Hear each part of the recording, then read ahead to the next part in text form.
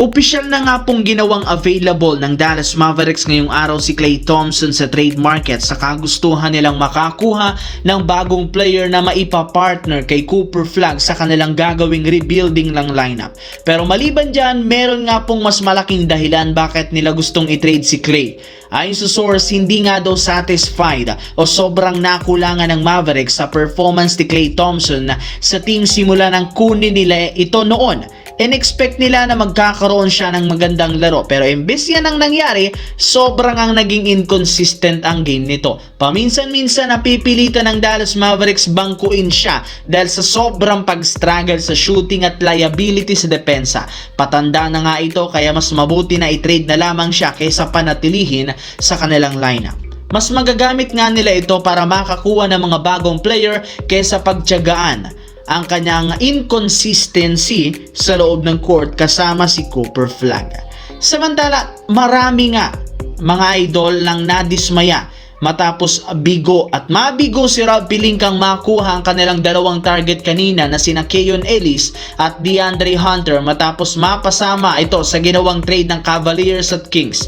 Pero sa kabila niyan, hindi rin naman ito magiging hadlang para hindi sila makapagpalakas ng lineup at makapag-upgrade. Sa katunayan, mas lalo lamang sila ngayong naging desperado sa pagkuha ng bagong player sa market. Ibinulgar ni Mark Stein na wala na rin naman balak pa ang Lakers kunin either si Ellis o si Hunter since wala silang sapat na asset para dito. Magsi-shift na lamang nga ang front office ng Lakers kay Jonathan Kuminga ng Golden State. As of now, available nga ito sa market kahit man may injury since ayaw na rin naman itong maglaro sa Golden State at mas gusto na lamang niyang lumipat ng ibang kupunan.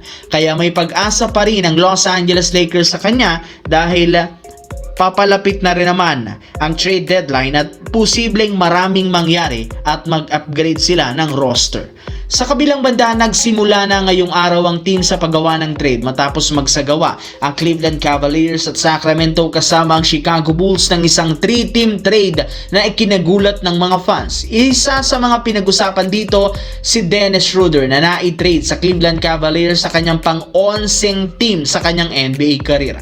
Marami ang natuwa sa kanya at meron rin namang bumatikos dahil paulit-ulit na lamang siyang na-trade at inililipat ng ibang team nitong nagdaang taon. Pero kung ang ilang mga analyst ang tatanungin, mas naging maganda ang sitwasyon ngayon ni Dennis Schroeder matapos siyang ma-trade sa Cavaliers.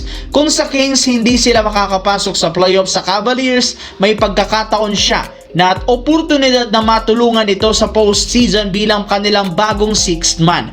Inaasahan na magkakaroon siya ng mas mahabang playing time at mapapangunahan ng second unit ng Cavaliers bilang isang playmaker. Kaya pabor na pabor talaga kay Schroeder ang ginawang klaseng trade ng Kings at Cavaliers.